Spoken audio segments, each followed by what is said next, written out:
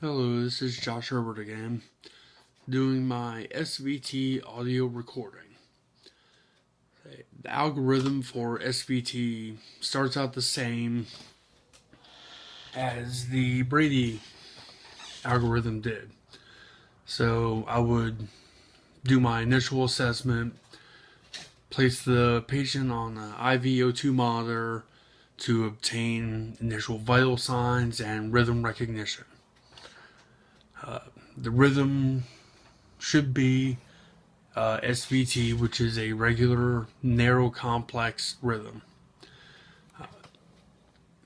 Should the patient have any of the serious symptomatic signs and symptoms, as mentioned in the bradycardia video I just did, you would skip the initial dosing of medication and go straight into synchronized cardioversion.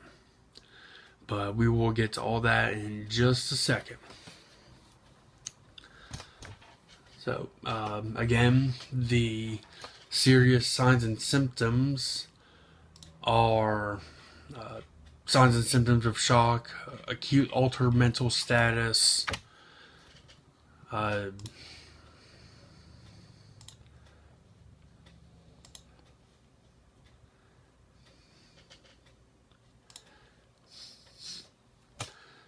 hypotension,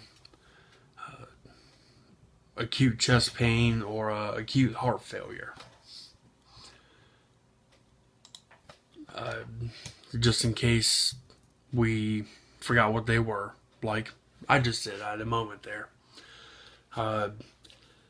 Should any of those signs or symptoms be present, you would skip the initial 6 milligrams of adenosine and go straight to synchronized cardioversion, starting at 100 joules.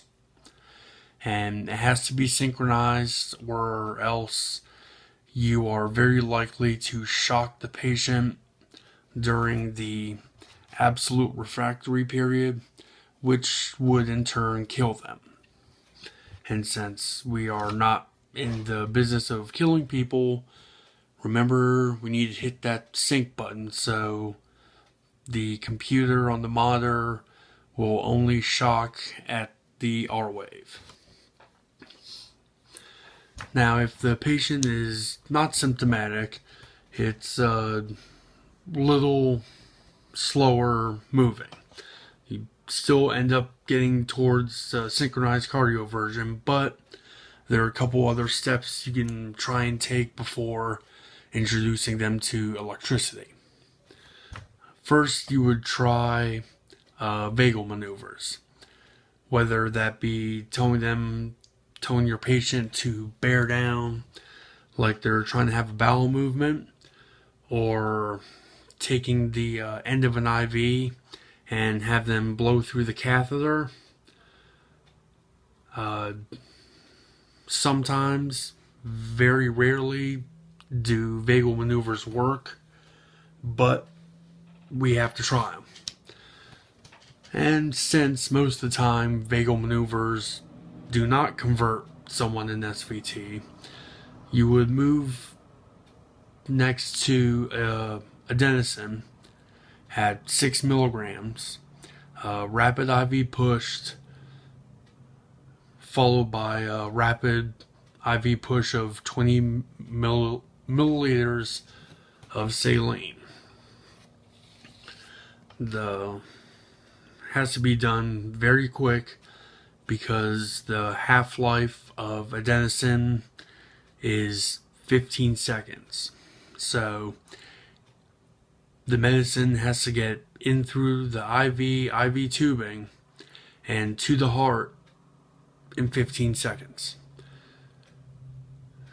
Now, should the initial dose of 6 milligrams of adenosine not work, you can repeat it one more time at 12 milligrams. Again, rapid IV push followed by 20 mil saline rapid IV push.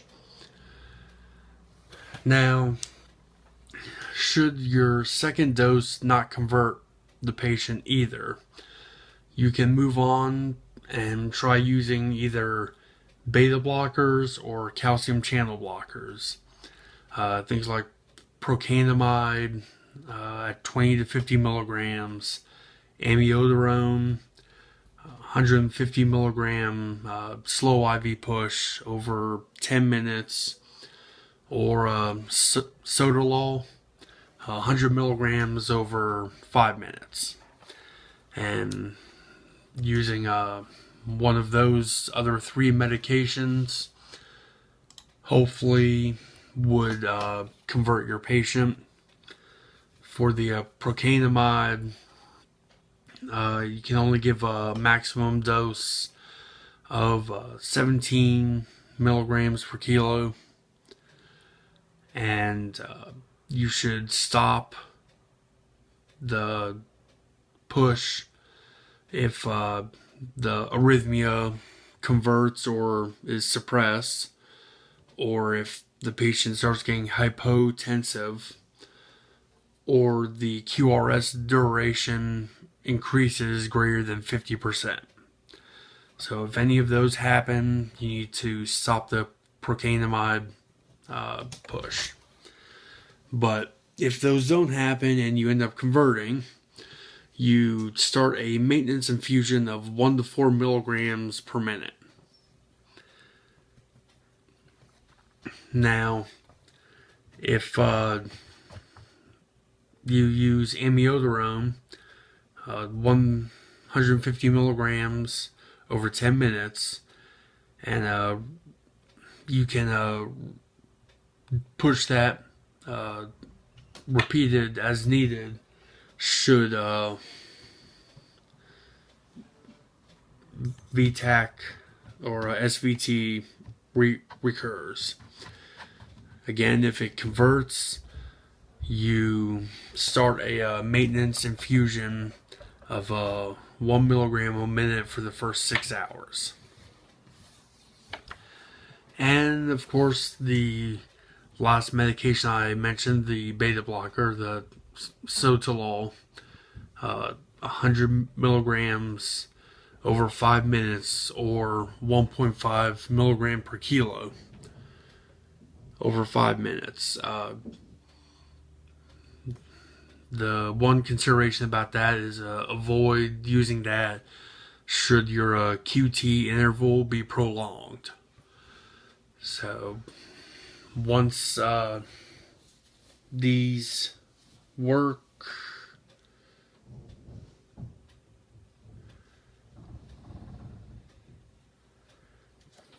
once you get your patient to the hospital, you would consult with the doc for any further interventions that the hospital may do.